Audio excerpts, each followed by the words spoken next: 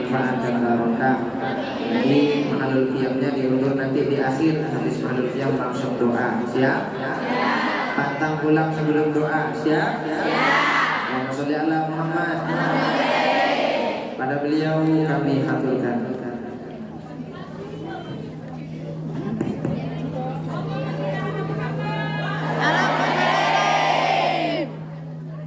Bismillahirrahmanirrahim. Assalamualaikum warahmatullahi wabarakatuh.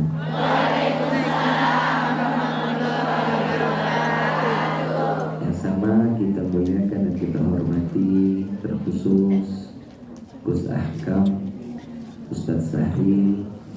Kita doakan semoga beliau-beliau Allah panjangkan umur sehat aja.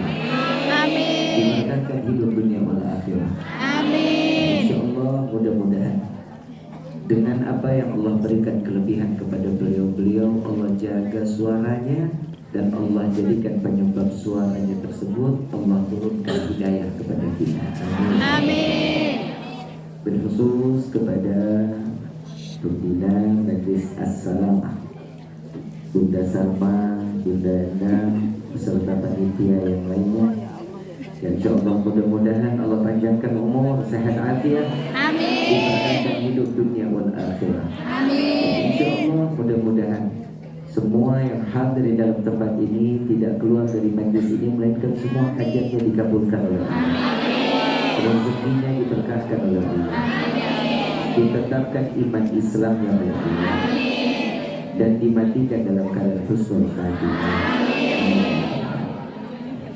Fahamdan li Rabbil hasana bi Muhammadin wa anqadhana min dhulmati jahli wa dayajiri ila nuril islami wa ilmin wa hikmatin wa imanin wa yumnin wa khairil awamiri. Alhamdulillah. Alhamdulillah ala ni'matil Islam wal iman wa kafatiha min ni'mah. Alhamdulillahilladzi hadana bi abdihil mukhtar man da'ana ilaih bil idni wa kanadana labbaika ya man dallana wa hadana. Shalla alaika Allahu bari'uka alladzi bika ya musyaffa'u khassana wa habana ma'alikal ghahari mahdi sirrikal asma fahum sufulun najati iman. Labbaik ya Rasulullah, labbaik ya Nurullah, labbaik ya Habibullah. Pertama-tama limpahan puji serta syukur kita panjatkan kehadirat Allah Subhanahu wa taala yang Maha Agung, yang Maha Luhur, yang Maha Bijaksana, yang alhamdulillah di siang menjelang sore yang penuh dalam keberkahan ini Allah masih izinkan kita mencicipi dari sekian banyak miliar nikmat Allah berikan kepada kita. Khususnya nikmat Islam, nikmat iman, nikmat sehat wal afiat, nikmat umur panjang yang insya Allah mudah-mudahan kenikmatan ini tidak Allah hapus sampai ajal menjemput kita. Amin. Dan kita minta juga kepada Allah mudah-mudahan tidak keluar dari majlis ini kecuali semua dosa kita diampuni. Amin ya Allah. Diganti dengan pahala yang berlimpah. Amin. Allah kabulkan segala hajat dunia maupun akhirat. Amin. Doa yang selama ini kita minta maupun yang lupa kita minta semua diijabah oleh Allah. Amin ya Allah. Ayuhal hadirun jamaah rahimakumullah. Alhamdulillah kita jumpa kembali dalam gelombang cinta kepada Allah dan Nabi Muhammad SAW. Rifki mau tanya, senang apa enggak? Senang. Bahagia enggak? Bahagia. Apa yang buat kita senang, apa yang buat kita bahagia? Melihatmu. Memandang. Memandang Habib. Memandang Habib. Yang bikin kita senang, yang bikin kita gembira, ternyata Allah Subhanahu wa taala di dalam Al-Qur'an beliau mengatakan qul bi fadlillah wa bi rahmatihi fabidzalika falyafrahu. Katakan wahai Muhammad, dengan anugerah atau karunia rahmat yang Allah curahkan kepada setiap hamba, maka bergembiralah. Jadi kegembiraan kita di hari ini karena rahmat Allah dituangkan ke dalam hati kita. Yakin apa enggak? Yakin. Ada satu kisah di zaman dahulu, di zamannya Habib Abdullah bin Husain ibn Fahim di Hadramut. Beliau setiap kali ngajar muridnya kurang lebih paling sedikit 2000 orang. Zaman dulu bicaranya nggak pakai mic. Kalau sekarang pakai mikrofon aja masih ada yang ngobrol. Ini setiap beliau udah memulai Bismillah, itu semuanya mic. Dan saat beliau mulai memberikan ilmunya, semuanya nyimak dan 2000 orang itu pulang bawa ilmu yang bermanfaat. Ada satu orang yang gak pernah sholat, gak pernah ngaji, gak pernah dekat ulama, hidupnya maksiat, tukang bunuh orang, tukang minum, semua kemaksiatan dijalani. Umurnya sudah lebih dari 60 tahun. Datang ke majlis Habib Abdullah bin Husain ibn Tahir bukan niat untuk menimba ilmu, tapi nyari orang untuk ditagih utangnya. Mudah-mudahan di sini nggak ada yang begitu. Datang untuk nagih utang, niatnya kalau orangnya ketemu ditagih utang, dia nggak bayar, niatnya mau dibunuh. Berarti niatnya udah nggak baik betul-betul. Sampai keluar majlis tersebut, tiba-tiba ini orang yang nggak pernah ibadah pulang ke rumah nangis-nangis, cari sejadah, gelar sejadah, sujud kepada Allah, sujud dan menangis, tidak diangkat kepalanya di hadapan Allah. Lalu keluarganya bingung, ini tumben orang tua saya kok bisa sampai sujud sebegini lama dan menangis. Dipanggil Ustadz, tanya, Ustadz ini lihat orang tua saya kenapa? Ditanya, Pak, ada apa? Bimbing saya Ustadz untuk bertaubat kepada Allah. Tiba-tiba mau bertaubat kepada Allah. Lalu ini Ustadz lari ke Habib Abdullah bin Husain ibn Tahir. Beliau mengatakan, Habib, ini ada orang yang kita tahu, mudah-mudahan Allah tutup aibnya, katanya. Ini orang tiba-tiba sujud kepada Allah, taubat. Beliau dengan dikatakan, itulah kemanfaatan orang yang duduk di dalam majlis ilmu. Rahmat Allah diturunkan. Aku melihat orang tersebut, aku melihat kepada Allah, dan aku meminta kepada Allah agar Allah berikan hidayah kepada orang tersebut. Doanya dikabuli. Lalu taubat dan nasuhat, taubatnya diterima oleh Allah, baru belajar menjalankan ibadah kepada Allah. 3 hari kembali kepada Allah dalam keadaan sujud di hadapan Allah. Matinya husnul khatimah. Amin. Ini orang yang duduk di dalam majelis ini. Siapapun dia, bagaimanapun keadaannya, sebesar apapun dosanya, pasti orang yang duduk di dalam majelis ilmu semua dosanya diampuni oleh Allah. Jadi jangan disia-siain. Kalau lagi duduk di dalam majlis ilmu atau di majlis sholawat, nikmatin pasang niatnya yang baik. Tadi di sisa pertengahan ada kan? Yang salah siapa ada? Tadi di sisa pertama begitu juga. Karena berhubung sudah ada, saya tutup ya. Belum jam berapa? Ada jam 1. Gak taunya adanya jam 12 di handphone Bunda Salma. Kan lumayan hemat 1 jam. Jamaah Majlis As-Salamah yang dirahmati dan dimuliakan oleh Allah. Manusia kapan mendapatkan rahmat Allah? Jika seseorang sudah ruhnya terlepas dari jasad, dia baru menyaksikan dan merasakan kemanfaatan ilmu. Kita mah dengan ilmu masalim. Salat 5 waktu tahu hukumnya.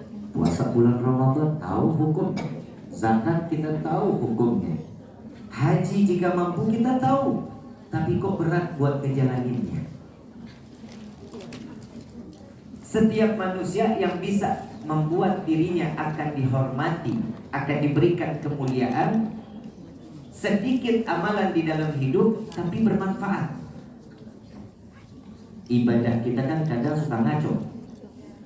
Padahal di dalam sholat kita ikrarkan inna sholati wa mahyaya wa mamati semuanya ya Allah, aku serahkan hidupku, matiku, sedekahku, zakatku, sholatku, semua aku serahkan kepadamu ya Allah. Tapi begitu Al-Fatihah, kompor belum dimatiin, sendal geletak gimana kita ingat, lukisan miring kita tahu. Tapi ini ternyata bukan di zaman kita aja, dulu udah begitu. Waktu Sayyidina Ali karamallahu wajhah menjadi khalifah, seorang khalifah setelah wafatnya Rasul sallallahu alaihi wasallam, itu masa-masa krisis orang ibadah. Waktu zaman Sayyidina Umar melihat masjid-masjid kosong. Kalau waktunya lagi habis selesai sholat, kalau dulu ada Nabi, ada majlis ilmu, kumpul bersama Rasulullah. Begitu Rasulullah nggak ada, masjid sepi. Repot sama dagangannya, sama kayak di sini. Ada yang dagang? Ada. Banyak. Ada nggak? Banyak. Yang penting kalau lagi taklim gini jangan dibuka dulu dagangannya. Lo baru dibilangin lo lagi marah-marah.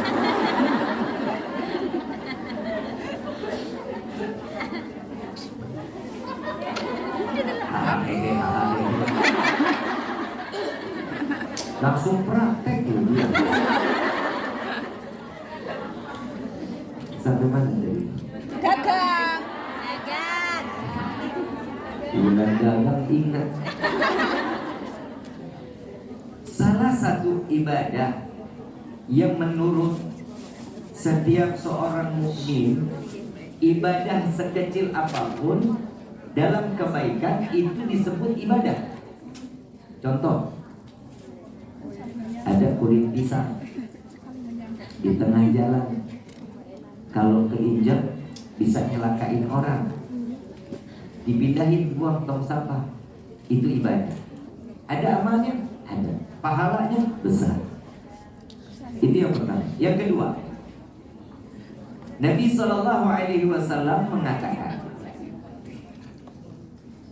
seorang mukmin membuat senang hati orang mukmin lainnya sedekah. Kita punya teman duduk dekat kita senang, gembira, lebih baik dibanding ibadah selama 60 tahun lamanya. Bu, Mbak, Kantin,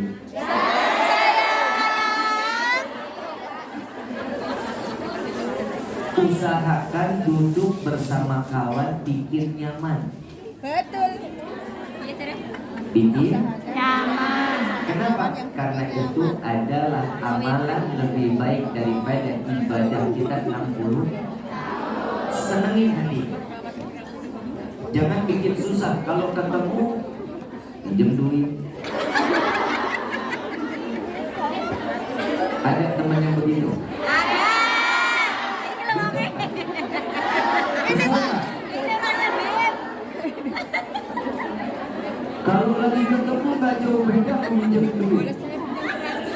Kunci kesuksesan seseorang yang hatinya lapang, memberikan kesenangan orang lain, itu namanya salah satu ibadah.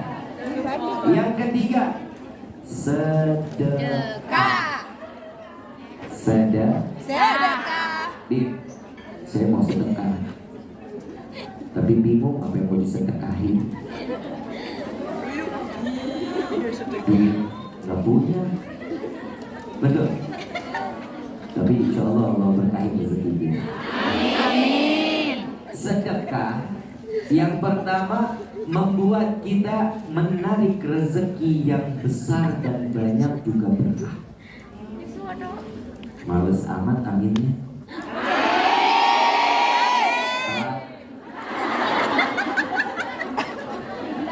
Jangan ngambek dong. Seseorang yang namanya, maaf, hidup kita ini kita punya pancingan. Tahu pancingan? Tahu. Bahasa Indonesia joran ya. Apa? Mancing. Joran ya. Akhir itu yang begini. Ini jadi kita bahas pancingan nih. Jadi kita hidup ini Allah kasih, kita tuh punya pancingan. Kalau mau dapat ikan besar, umpannya yakin. Bikinannya kantong kiri 100.000, di dompet 2.000, kanan 20.000. Yang disedekahin yang mana?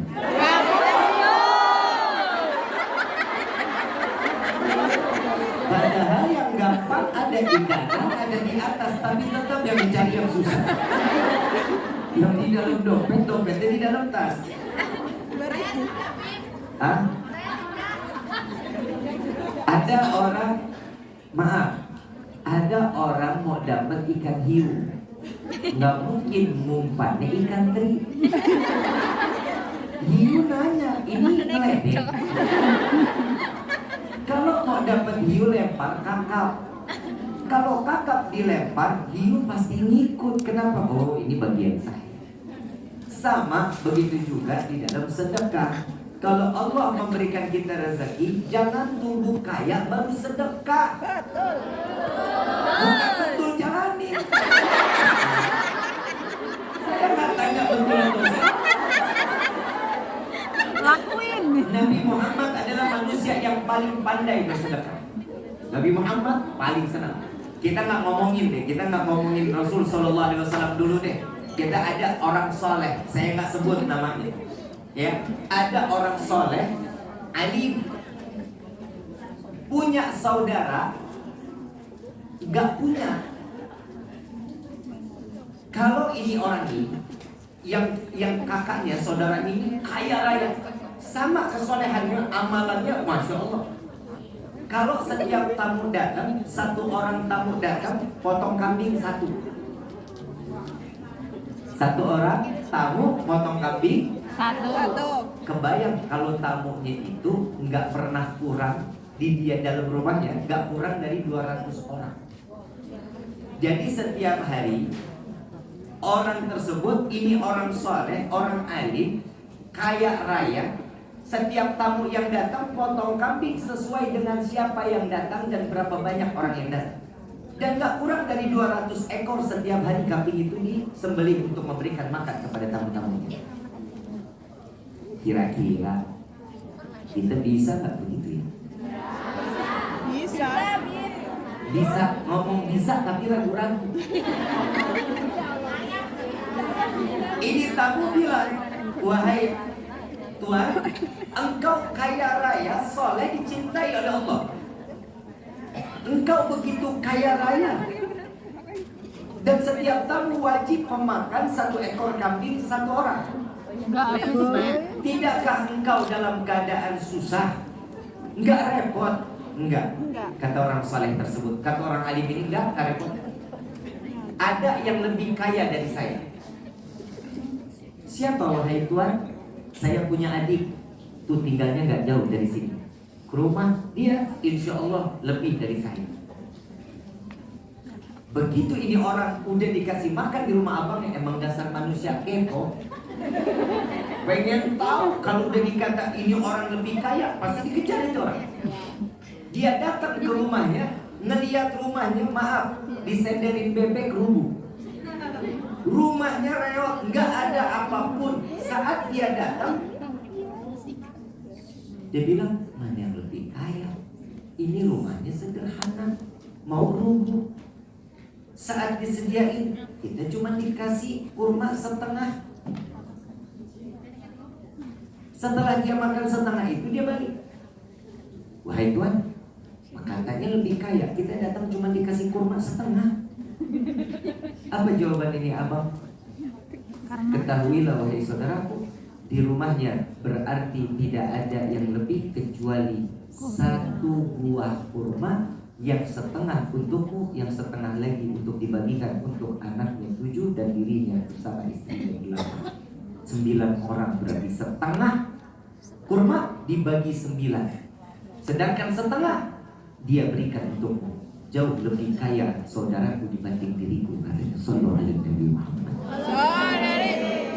Ini kira-kira nih, maaf, Nabi kalau lagi panen kurma itu yang bagus-bagus dikasih ke orang, disedekahin ke tetangga, sahabat. Yang nggak enak ditaruh di rumah Nabi, sampai saking nggak